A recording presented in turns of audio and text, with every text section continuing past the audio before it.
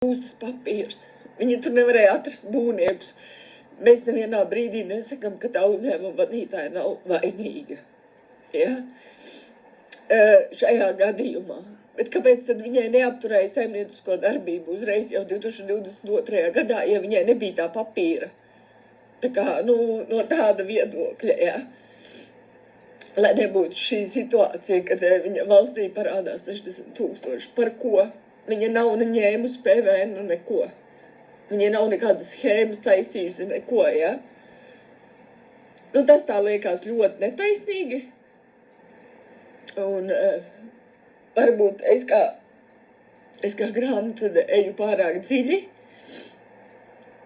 Un man tiešām tā kā viņas ir ļoti žēl.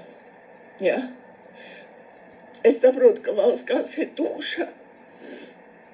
Bet paņem no tiem, no kuriem tu vari paņemt.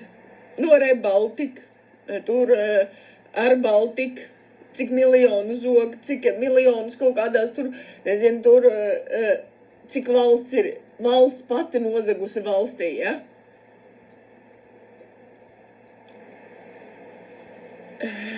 Anet, brīd.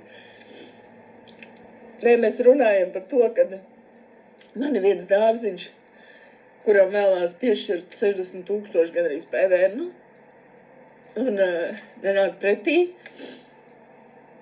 Un līdz ar to viņai nebija viens izglītības tas dokuments, ja? Kā viņi te rakstīja, nav reģistrēta izglītības iestāžu reģistrā.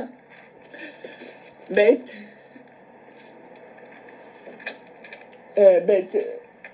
viņa nav nolaidusi rokas.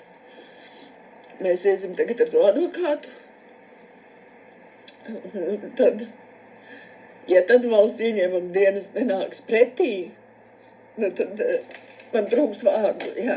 Tas nav kaut kādi tur schēmas un Lietuvas un Polijas un vēl tur, ja, tur PVN schēmas, ja?